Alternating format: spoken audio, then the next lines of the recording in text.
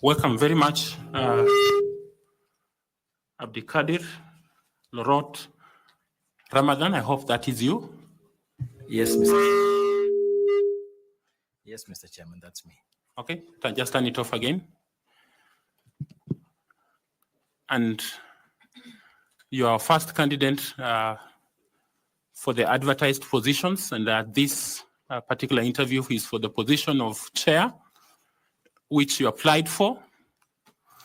And before you hear members of this selection panel, my name is Nelson Makanda. I'm the chair of this panel. And I'll just let my colleagues introduce themselves, say their names, and then please, Vice Chair. Good morning.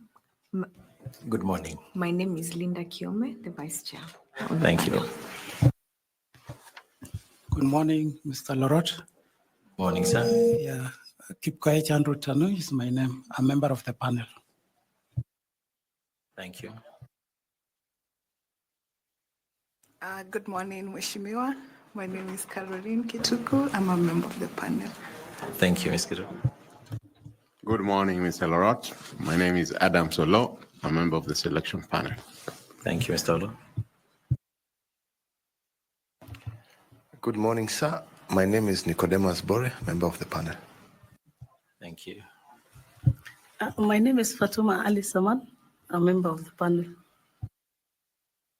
Thank you, Fatuma. Good morning, Honorable Lorot. My name is Koki Muli Grino, a member of the panel. Thank you, Madam Koki. Good morning, Mr. Lorot. My name is Evans Misati, a member of the selection panel. Thank you, Mr. Misati. Thank you, Mr. Chair. So thank you for coming and for keeping time this morning. I'd like you to know that these interviews are live. So everything you say here is recorded and it's being transmitted live. But be relaxed, feel free. There's some water there. There's a notepad with you. You can note whatever questions that are being brought to your attention so that we are able to engage. Speak directly into your mic and feel free. Allow me to begin by just asking you to introduce yourself. Let us know briefly what you think you have not told us as much. Most of the details are, of course, in the CV, and we have noticed who you are. But introduce yourself to us so that we get to know you from you. And perhaps just mention briefly what is it that makes you suitable for the position of chair of IEBC, appreciating the enormity of that role. Please proceed. Thank you, Mr. Chair. Distinguished members of the panel. My name is Abdulqadir Lorot Hussein Ramadan. I am currently the chief magistrate based in Naivasha Law Courts. I have served in the judiciary for the last 23 years and counting. I'm an advocate of the High Court of Kenya. I was admitted in April of 2001, practiced briefly, and then joined the bench. I was born in Baringo, a place called Mogotio, as family of the Turkanas who had moved from Kapedo, from conflict. I schooled in a school called St. Mary's Primary School. I finished my primary education in the same school and was privileged to be sponsored as a student at the Starehe Boys Center and School. I joined Starehe in 1990 and concluded my training there in 1993.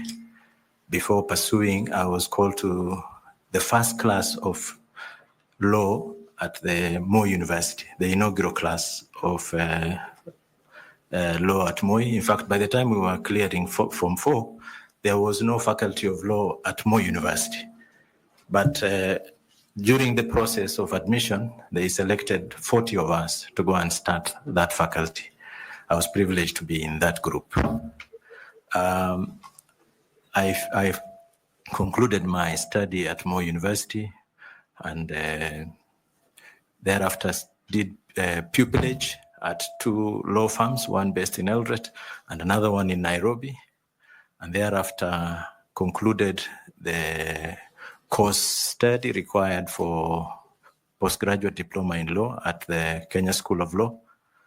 I was admitted then as an advocate, as I have said, and from there I practiced briefly in Nakuru, in Eldoret first with Yano and Company Advocates, and then in Nakuru with 2 law firms. First is Kagushi and Company, and then Mirugi Karaoke and Company Advocates. In between this practice, before I joined practice when I was still awaiting admission, I served as a legal assistant at the Kerio Valley Development Authority. I have had a distinguished career in the judiciary where I joined as a district magistrate. They call them the district magistrate of the second class professionals. I started my career at Nkubu Law Courts. When I was at Nkubu Law Courts, I was transferred to head a station at a very young age at Igishugu Law Courts. I served in several court stations from there. I served as a head of station in Gatundu, head of station in Githunguri. Then I came to Makadara Law Courts before I was transferred to the Judiciary Training Institute as a trainer, but then joined Kapsabet Law Courts also to head. When I then came back to Milimani Commercial Courts, which is what we call factory. I think Madam Linda Kiome knows the type of work that's there. And in or around 2012, the President of the Republic of Kenya, through I think the advice of the Honorable the Chief Justice, nominated me to be a member of the Commission of Inquiry into the ethnic clashes in Tana River, Tana Delta, and Tana North districts. We concluded this task under the chairmanship of her ladyship, Lady Justice Grace Nzioka. We concluded the task and returned our report to the president on these ethnic clashes, which became part of what you now see as policy on the Greater Tana. After service there, in the judiciary, I served as the Secretary General of the Kenya Judges and Magistrate Association. While serving as Kenya Magistrate and Judges Association Secretary General, I was able to establish a secretariat for the organization, which is upbeat to date, including having an office. I also served as the Secretary to the Rules Committee from 2009 to 2011 or thereabouts, where we now promulgated the rules that we saw, as we call them today, the Civil Procedure Rules and the Court of Appeal Rules. In 2012, the Honorable the Chief Justice appointed me also as a member of the Supreme Court election rules. We were able to sit together under the chairmanship of Justice J.B. Ojwang, with membership of Justice Smokin Wanjala, Justice Smokin Wanjala, my Lady Justice Njoki Ndungu, and the late Justice Majanja. We were able to come up with what were the first rules, election rules that were deployed for the election petition of 2013. I come from a community, the Muslim community in Mogotio, and I think the larger Rift Valley, the larger Baringo, have held me in high esteem, and I have been their trustee for the longest time. We have been able to do a lot of work and as a community. We have put up several mosques. We have been able now to put up water for use by these mosques and alleviate certain things about school fees and things for our Muslim community within Mogotio.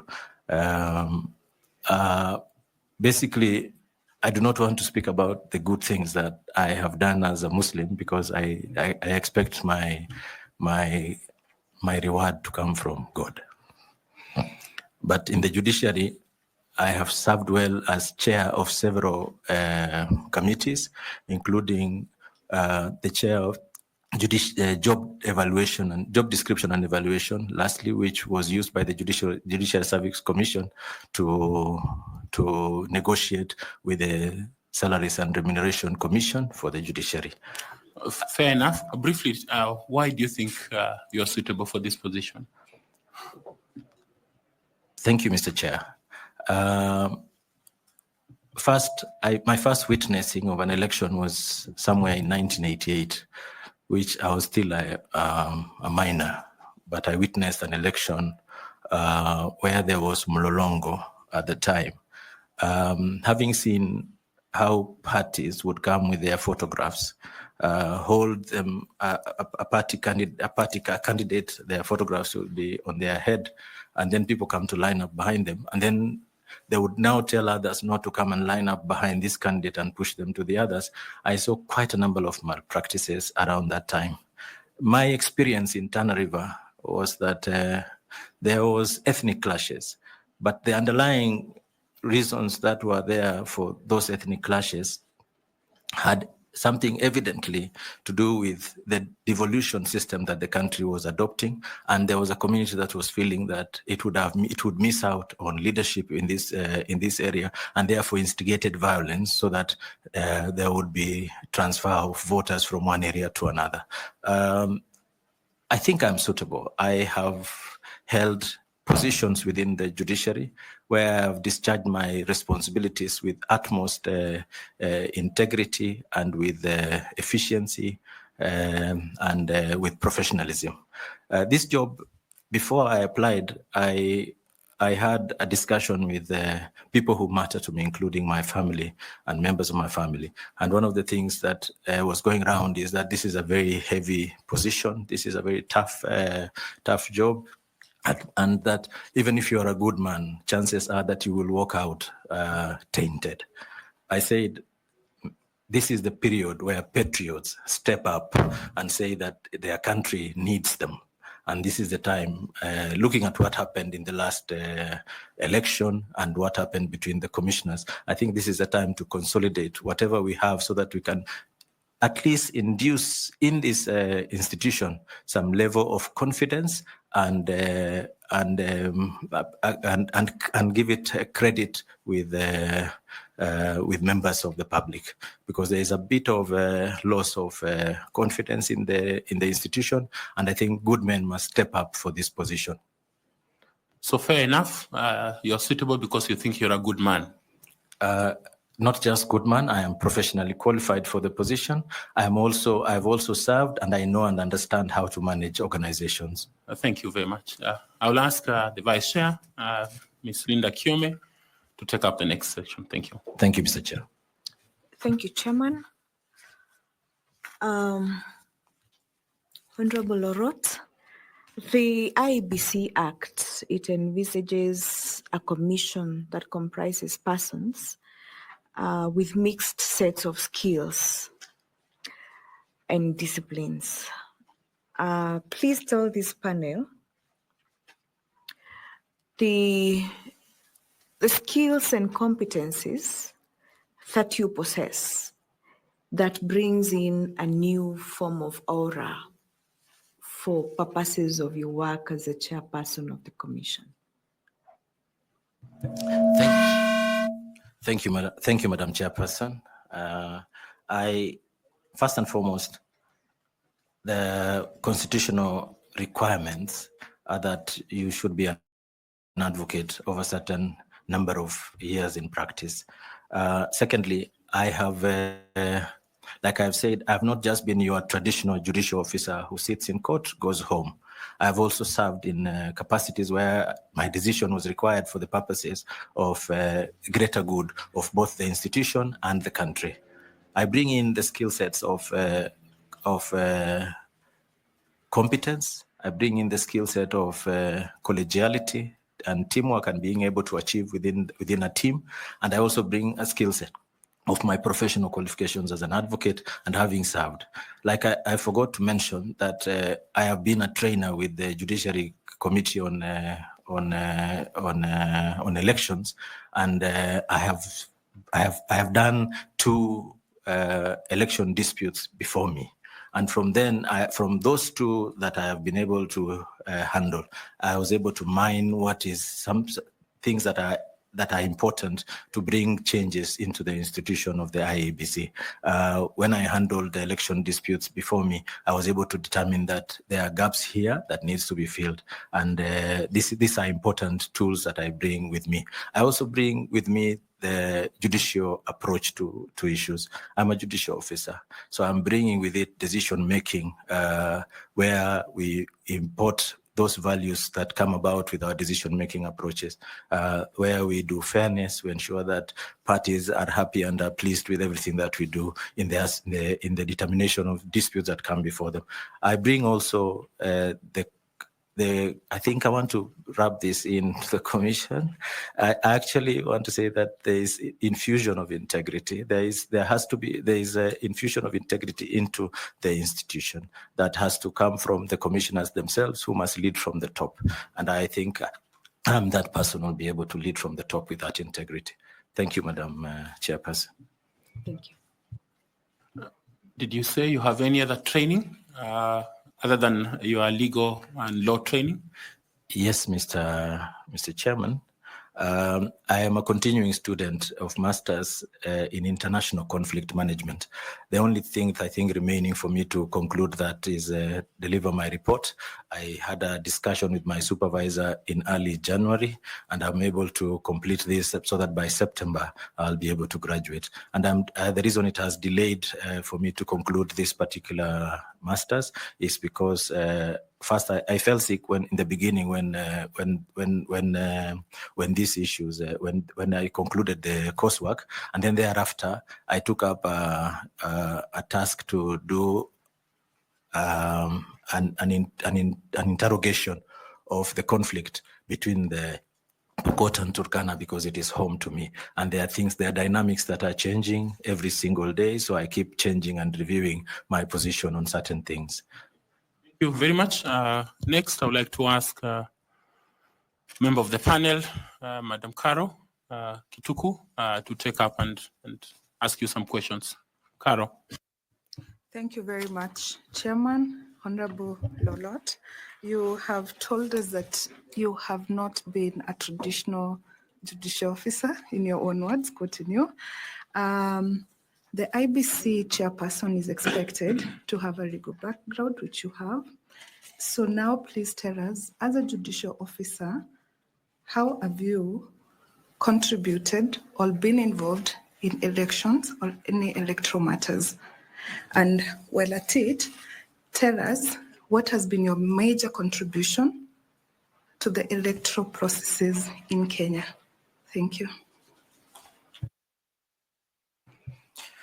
Thank you, Madam Kituku. I have handled, like I have said, 2 election disputes, and they were election offenses. And there were serious election offenses that were the results of which were being awaited by the Supreme Court so that they can make a determination on a gubernatorial issue. And in the process of going through this election dispute that I handled, I was able to find gaps in the IEBC processes. For example, it was evident to me that those people who were charged before me, some of whom were IEBC officials, had one or two of them had been charged because they had forgotten and put every document inside the ballot box, so the ballot box could not be opened. There are documents that they are not supposed to put in the ballot box. So some had placed everything in the ballot box, and that raised suspicion that this ballot box is needed now to be reopened so that those things could be removed. And the suspicion on the candidate that lost was that this was intentional, and that there was stuffing of ballots, so that there was no scrutiny of the unused ballot papers. I think from here, I was able to find out that fatigue is a critical issue that affects election processes, and somehow IEBC as an institution has to create a policy on how they relate to this issue of fatigue during the electioneering process. Secondly, like I said, I train. I was selected as one of the trainers by the Judiciary Committee on Elections to train my colleagues. And through a team, we were able to train our colleagues in the preparedness for election. When I was Secretary General of the Kenya Magistrate and Judges Association, this was between the year 2009 and 2013. And in the year 2009, there was a petition. There were petitions that were ongoing from the 2007 election cycle. And from this cycle, we were able to note that one of our judges, Justice, now President of the Court of Appeal, Justice Musinga, was able to handle a petition in Kisii within 6 months. And then we said, if it can be done, then it's something that we are able now to create the timelines for it and then make proposals for it.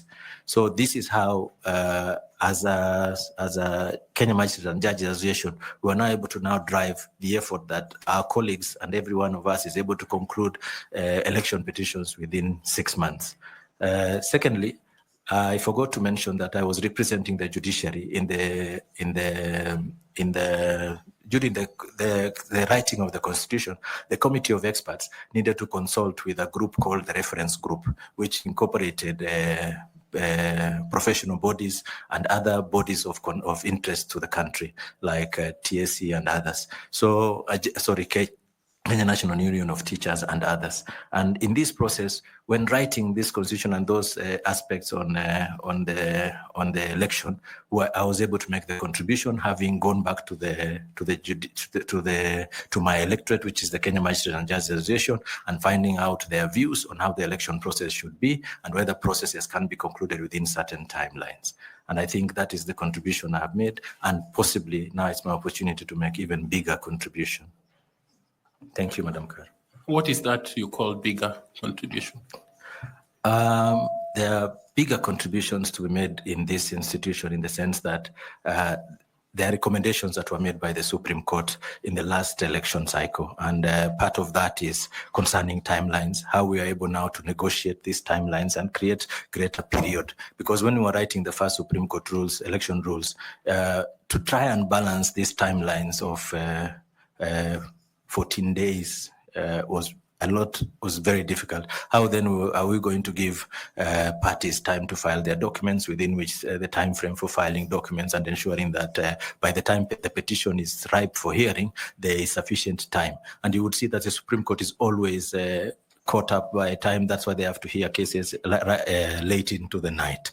And we are all glued, and I think the tension in the country is even much there's gripping and much more difficult. Of course, there are those who enjoy the sessions, but I think it's important that the Supreme Court is given sufficient time. So one of those would be that timeline. The second one would be the corporate governance of the IEBC, how we are able now to ensure that it has a face for itself, that it's able to have internal processes that are able to deal with internal issues, and also to create better ways of doing business as IEBC in the commissioners relate with each other, how the commission relates with staff, how the players within the sector, that also how does the commission then relate with major stakeholders like Parliament and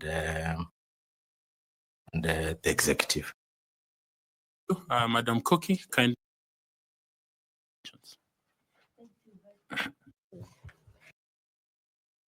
Chair,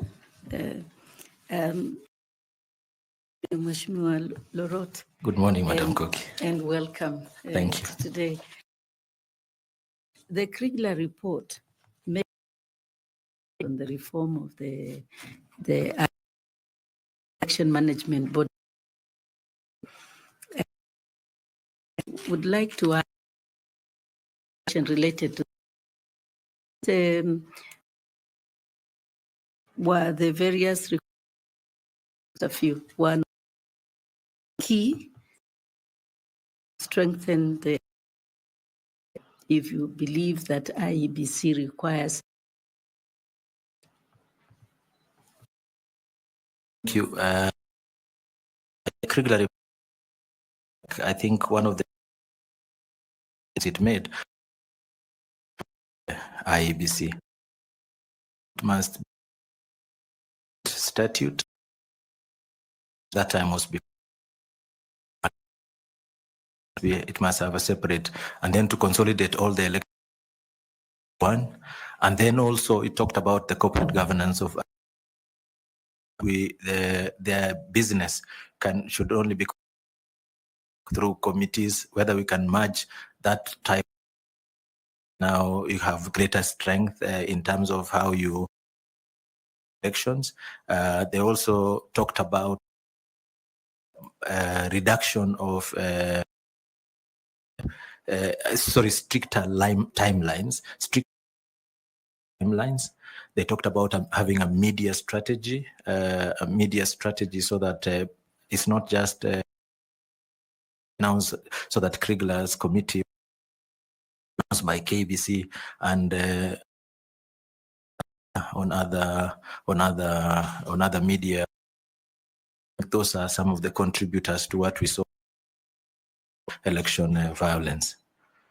Thank you very much, Chair. Thank you very much, Madam Koki.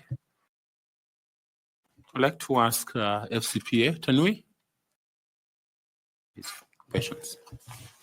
Thank you, Chair and Honorable Lorot. Good morning, Mr. Tanui. In 2017, the National Public Accounts Committee, while reviewing the audit by IEBC, that there were instances of outright conflict. CEO and the chairman of IEBC. And it went on to say that such conflicts, procurement matters, and especially procurement of KIMS kits and other election materials. You are aware that just, I think, a few weeks or last month, IEBC requested for a budget of 62 billion to procure elections for 2027. As the chair of IEBC, and if considered for this position, how do you ensure this transparency in the operations and procurement functions of IEBC? Thank you. That question. Firstly, I think this is what the Supreme Court talked about, corporate governance of the IEBC. Defined and definitive roles for chairman, the commissioners, and how they relate with the CEO and staff. As structured, the IEBC is that the CEO is the accounting of IEBC does the procurement through what is called the best practices for procurement is to do procurement through committees that are set up within the IEBC and are gazetted for that purpose internally, or either gazetted or internally circulated by the accounting office. First, as chairman, my responsibility, and I think also of other commissioners, is policy. Policy oversight and policy oversight and strategy. As to the day-to-day and actual running, that should be done by those who are tasked with the functions of pushing everything.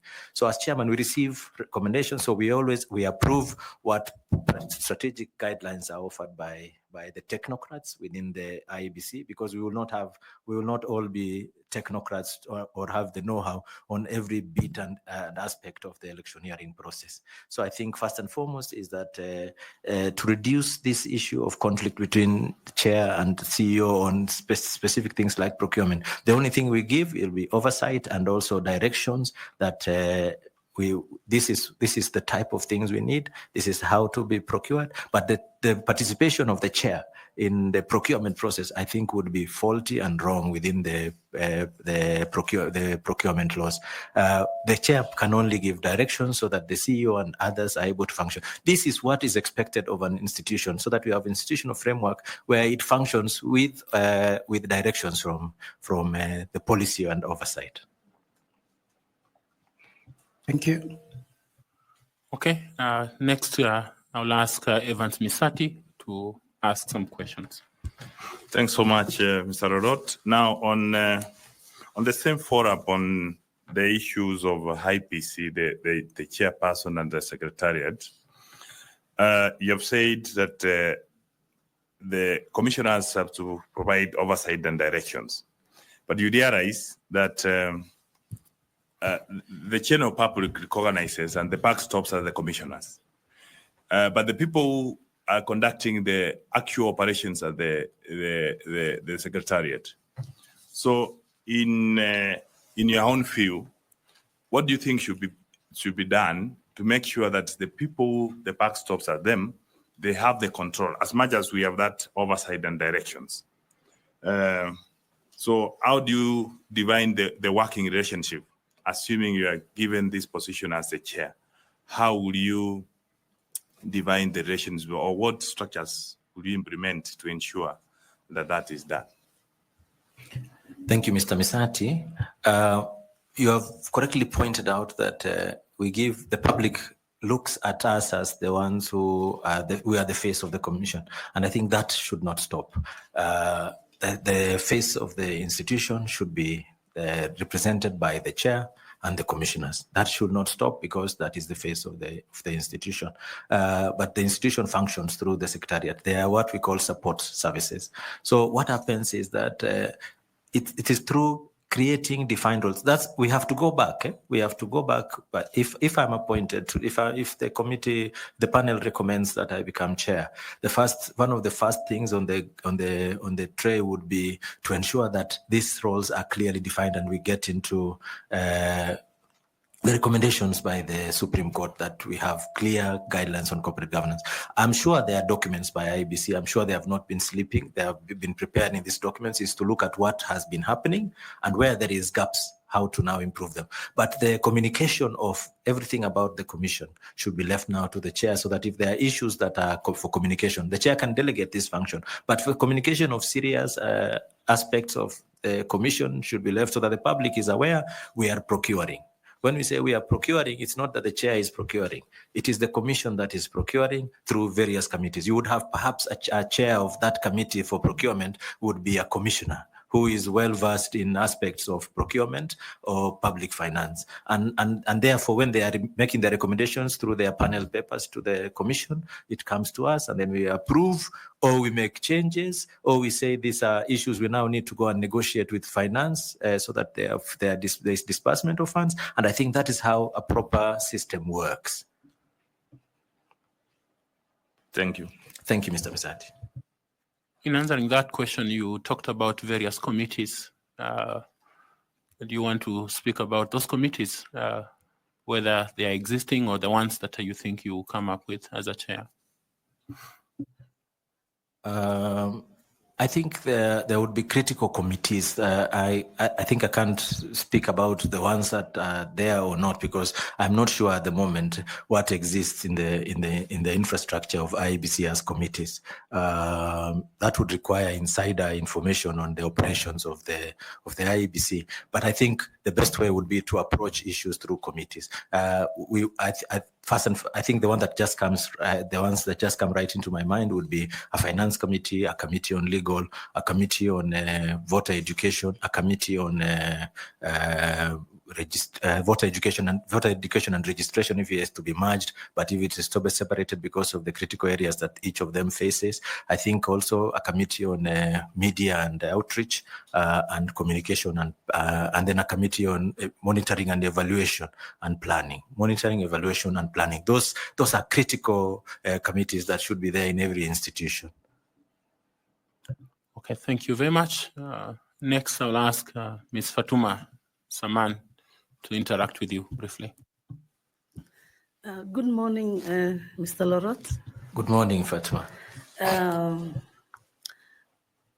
Stakeholder engagement is a critical component of a successful electoral process, and particularly to position the IEBC as an impartial arbiter. So would you tell us what experiences you think you'd be able to bring on board that can help ensure that that component is taken care of? Thank you, Fatma. Mr. Chairman, I forgot to mention, and I think it was a very serious oversight, that I have been the chair of the Court Users Committee, National Steering Committee. From its inception up to the year 2022, when the National Council on Administration of Justice decided that that position ought to be handled. I think they made certain changes within their structures, and that position now needed to be handled by a judge. So I was replaced by my Lord Justice Mabea. But I have been chair since its inception, and Court User Committee is about stakeholder engagement. It's about, first of all, mapping out the stakeholders and having clear outcomes. In this position as Court User, as a chair, national chair of the Court User Committees, first it was something that was achieved through the Kenya Magistrate and Judges Association, so that I don't take credit for the fact that I became the first chair by default. But we were the institutional memory of how the institution of the judiciary operates. We realized the judiciary is not alone. When we get the flack for things that are going wrong, sometimes it's not ours. It is because certain stakeholders and critical partners and actors within the justice chain don't operate properly. So stakeholder engagement is actually my greatest strength. We'll be able to map out who are our clear and direct stakeholders, right from from where we source our mandate and funding, and ensuring that we have representation from all sectors in the electoral players. This also includes having direct links with the strategic groups, particularly those special groups like persons with disability, persons with women and on gender, not just women. It's about gender, to have a gender reflection, having involvement of the youth. And now that this country has a huge youth purge, I think it's important for us to have that type of stakeholder, and also now have also stakeholders from voter educators, have stakeholders from observer missions, observers, both local, international, and sometimes individual, and then also have stakeholders from those who provide services to us. These are critical. Those will be providing services to the IEBC. That will even include the legal service providers, those who will be doing the printing, not necessarily those who will be doing the printing, but from where we will now be able to obtain our materials and day-to-day running and operations. So mapping out the stakeholders and reflecting on them, on their impact and our involvement with them. So it's very critical. Well, thank you very much. And thank you for the question, madam. How will you structure your engagement with stakeholders? I have had a glimpse of the IEBC stakeholder engagement operation plan, and I think they are on the right track, in the sense that we have the identifying. First of all, it's identifying stakeholders from the processes of the mandate of the IEBC, and the mandate of IEBC, besides election, also includes the boundaries and delimitation. So we structured from pre-election and during the election and after the election. So it's important for us to structure them along those lines, so that we don't have just stakeholders joining, but they are of no relevance at that particular time. So pre-election, one of the critical areas I think would be like for example, let me take an example of the judiciary as the critical stakeholder of the IEBC, is to prop up judges and magistrates and prepare them, and so that they are able to be prepared for the election processes as they come. One, we have pre-election, we have election offenses, we have cases that may come earlier in time, and then prepare them on the laws. And then critical aspect also would be what laws are available. Having a parliament as a critical stakeholder, and how you engage with them on that. So it's just structuring them around pre, during, after elections, and then also on the services. Thank you very much. I would like to ask the Honorable Member Nicodemus Bore to also engage you currently. Thank you very much, Honorable Lorot. I've seen you have a long span of service at the judicial service, and we would like to know whether you have had an experience of conflict on ethical issues, and how you have managed to handle it during your time of service. Thank you very much. It is reported when I appeared before the Judges and Magistrates Vetting Board, I reported, and I think I even had the judgment then. An advocate, I was handling a simple matter, I think, when I was in Milimani Commercial Court, and I think an advocate approached me in my chambers and said that he has been sent by his client, and I did not let him speak. I told him it was pending ruling before me. The next day, so I asked him that he appears in court the next day, so that I read the ruling. He didn't appear. I forced him to appear, and in my ruling, I specifically mentioned that he had and the most I think interesting part is that his client won the matter, and one of the penalties I gave the client was I did not award costs to the client because of that infringement, and I reported the matter to the Law Society of Kenya. So I'm very strict about my integrity.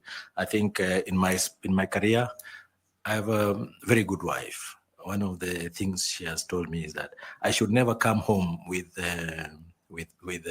corrupt money, because that will affect my children and everybody else. A second question would be, having been, from what I've seen from your CV, yes, you are a chief magistrate. Yes. And there must be cases that are political in nature. And is there a time that we have had political pressure on or social or financial that could compromise your judicial decisions? No, I think the clear cases of this nature that you mentioned happened to me when I was in Machakos. I handled a very contentious case involving procurement, which was the first procurement by the county government immediately after the transition authority, and I think the county government procured second-hand vehicles, and through processes that also involve the Commission on Administrative Justice and others, and the EACC, they charged certain individuals before me. And I just handled it as a normal case. You would see that information in the papers appearing every time, but it is an ordinary case that is before me. I'm supposed to make the determination based on the law and everything that comes before me. This is the type of person that I am, and this is the type of person that I'm presenting before this panel. Thank you very much. Professor Adam Solo, kindly will you also ask some questions? Thank you, Chair. Bwana Lorot, both in your oral presentation and from your CV, it is clear that you served as a commissioner of the Judicial Commission of Inquiry into the ethnic clashes in the Tana North, Tana River, and Tana Delta districts. And you did tell us how you completed that work under your chair. However, what you didn't tell us is whether the report brought a lasting solution to the conflict that you are addressing. Maybe you can take an opportunity to tell us whether that conflict continues. The reason why I ask this is because the body that you ask to chair is one that needs to resolve perennial challenges, as you clearly stated in your opening remarks, and you are seeking to sit at its apex. Therefore, the country and the panel is looking at when you are given an opportunity to give a lasting solution. Did that solution come, or there are still clashes? And if you are given this job, what assurance do you give that sitting at the helm, not just as a commissioner like in the other one, you'll bring that sanity in our electoral process? Thank you, Daktari, for that. I want to start by saying that we delivered our report to His Excellency the President. The President who had appointed us at the time we were delivering our report had already left office, and so we delivered to the new President, which was His Excellency Honorable Uhuru Kenyatta. By the time we were delivering the report, we looked at, there were 3 tiers of issues that we looked at from the Tana Commission. I think I can sum up as 3, but there may have been more. The first one was with respect to the ethnic clashes, the threshold of genocide, or whether they met these variant thresholds of because there was displacement, there was murder, there was clear organization, there was all those things that fitted this billing. Then the next stage that we looked at were the perpetrators known. Fortunately, we had witnesses who testified before us, and from there we were able now to involve the Office of the Director of Public Prosecution to act on them, and charges were preferred. In fact, from our report, we had a separate report on those to be charged from the recommendations of the Commission. And those who were charged, the cases were ongoing in both Garsen and Malindi High Courts.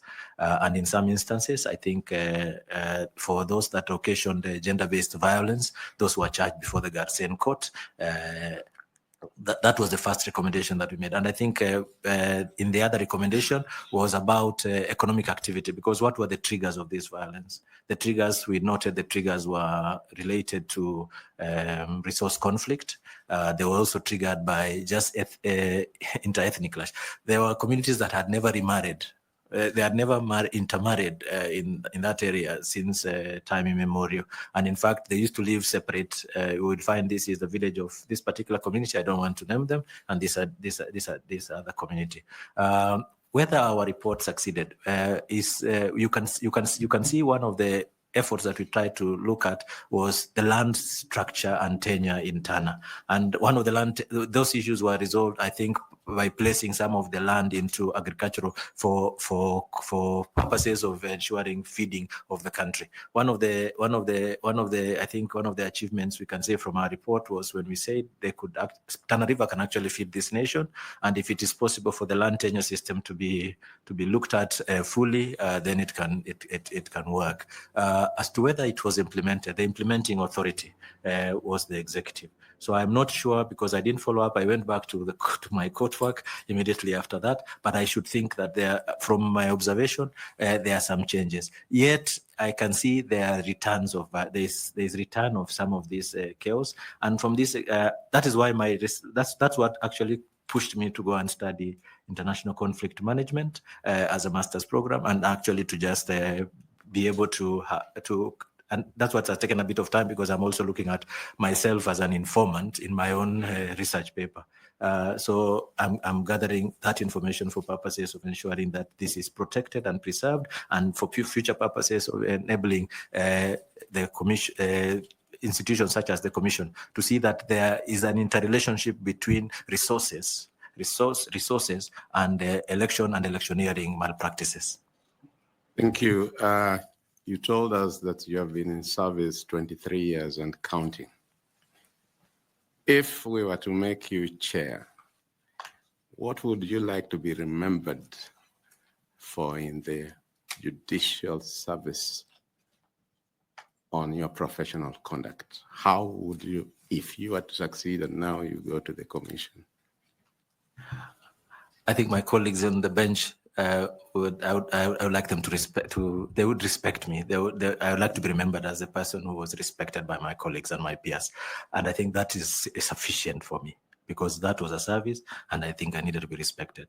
I think I am respected by majority of my colleagues on the bench, and I have cut out a career that has spanned all these years with service and honor. Thank you, Chair. Have you ever sought to be promoted to the higher court? Yes. And what experience have you had there? I applied to be promoted to be judge. I went through an interview. There was no complaint on my part. I went through a process of interview, but the selection was for the Judicial Service Commission to make. I was not one of those selected at the time. And I think that's all I can say. I was not selected at the time. I've applied once. Thank you. FCPA, Tanui, kindly. Thank you, Chair.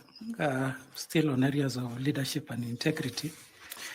Lorot, you've confirmed to us that you are a serving chief magistrate. Yes. Thank you.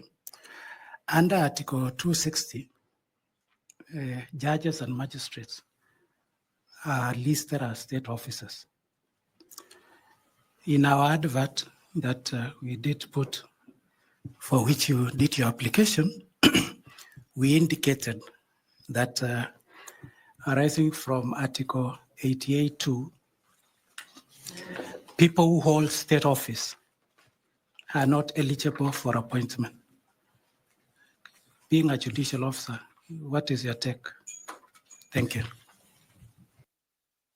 I noted that on the advert, and I also noted that there are instances where, because I'm serving state officer, I'm coming for an interview, I will resign from my position if the panel were to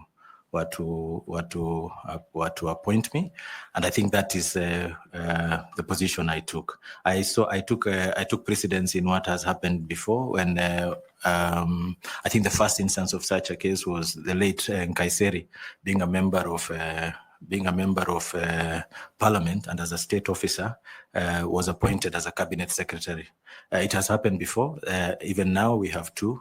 We have the former MP for Ugunja and the former MP for Gwasi, who are both state officers when they were members of parliament, and they were selected to join the cabinet secretaries, to be cabinet secretaries, which are also state officers. So there is precedent that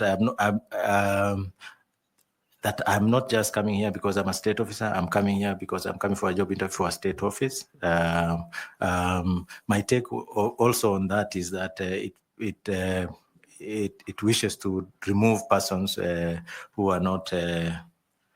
Let me just finish with what I just said earlier. Yes, I think there is precedent for me. What happened in the past.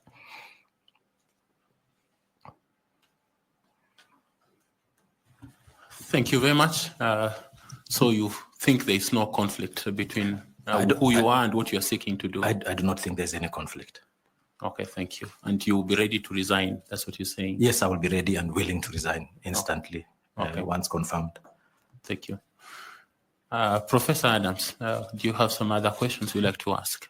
Yeah, Bwana Lorot, you gave us a history that as a minor, you started becoming interested in elections, the Mlolongo, the famous or infamous Mlolongo in 1988. So I'll just ask you a general question because you seek to lead the IEBC, and therefore I believe you are very much aware of the electoral map of this country. How many constituencies are in Kiambu County?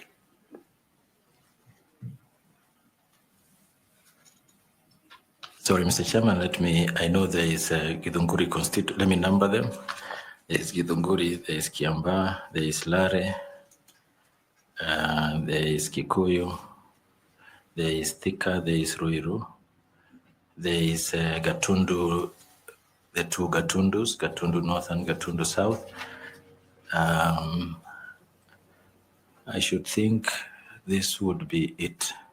There are 1, 2, 3, 4, 5, 6, 7, 8. There should be about 8, if not, maybe more, but these 8 I can remember them. Thank you, Chair. Okay. Koki, do you have a follow-up question? No, Chair, thank you. Okay. Okay, and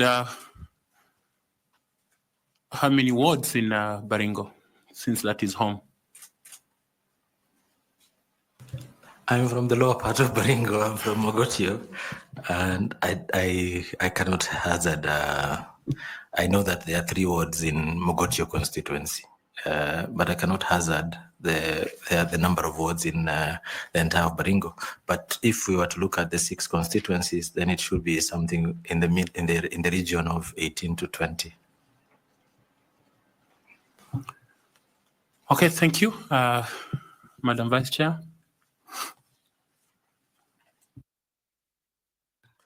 Thank you, Chair. Honorable Lorot, when your career is looked back on, what would you like to be remembered for in terms of integrity and professional conduct? Thank you, Madam Kiome. I presented before the commission the finding of the vetting and judges and magistrate board, and because this was also an analysis of career up to and including that period. And if you look at from paragraph 32, I don't know where the document is, but if you look from paragraph 32 onwards, you will see that by the time the vetting board was making a finding, it said that I am hardworking, I am forthright and honest. And I think that those will be the hallmarks of anyone who wants to be received in any career. And I think that's why I said it was a very humbling report. I actually asked my mother whether she can use the same terms on me. And because I'm her son, I will not reveal what she said. But I think it was very humbling. Thank you, Madam Kyo. As a magistrate, I presume that you experience difficult and dilemmas, issues coming to you to rule and to make judgment. Some maybe those that appeal to your emotions and things like that. How are you able to separate yourself as Abdulqadir Lorot so that you are able to serve your clients impartially? To be very honest, Mr. Chairman, it has taken time for that to evolve over a period. Because when I joined the judiciary, I was a fairly young man. I was unmarried. And then when you're married, and I think one of the incidences that took me by, I think, and I always remember, is when I worked in Gatundu Law Courts, and there was a minor, 2.5 years old, who could not testify because of age. And when this was a defilement case of a minor boy, I had my son then was around the same age. And when the testimonies were coming, I could only reflect on my son. So the distinction between personal emotions, it takes time to grow out of it, because these are emotional issues.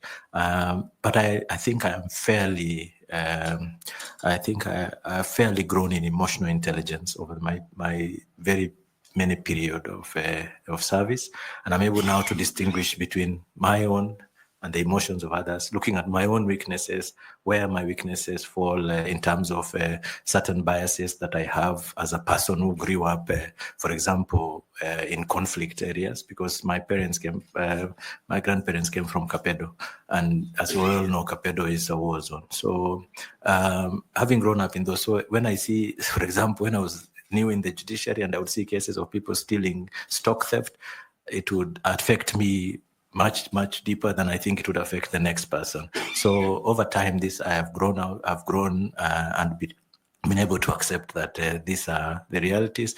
And now, while I cannot they say that as judges, or magistrates, we are still human beings and products of our own society, products of our own biases. I am Muslim, for example, and there are certain tenets of Islam that may not be condonable. So I've been able to separate what are my own biases with what is before me. And this is possible to do. And I think that is the reason why I've been able to sustain myself in this position and grown from the position before over a period of time.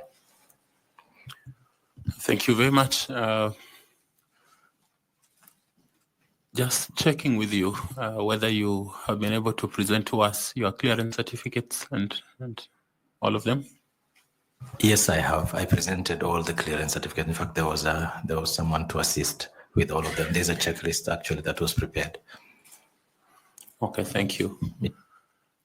Thank you very much. You have responded to our questions. I would like to thank you for your time and to appreciate that you have taken judicial diligence in responding to our questions and preparing for this interview. I don't know whether you have any question for the panel so that we could be able to engage. I think I do not have a question, just to appreciate you, Mr. Chairman, and the panelists. First, for out of all the applicants for shortlisting me, it's not a mean feat. I come from a minority community who have not been recognized for a long time, and I think this is a first. Secondly, I think I want to appreciate the fact that you have been very kind and very kind to me, and this has been a dialogue as opposed to an interrogation. So I really appreciate that, Mr. Chairman, together with the panelists. And I wish you well in your ventures as you continue to interview the rest of my colleagues who will appear before you. And I wish you grace. Thank you very much. We appreciate that you spend time. There's a bottle of water there. You can pick it as you leave. The Secretariat will support you if you need a cup of tea so that you can travel back. Did you say Naivasha? Yes, Mr. Chairman. Okay, please take our regards to the people in Naivasha. Please remember to pick your certificates so that you don't leave them with us. We appreciate. Thank you, Mr. Chairman. Asante. Thank you. Thank you.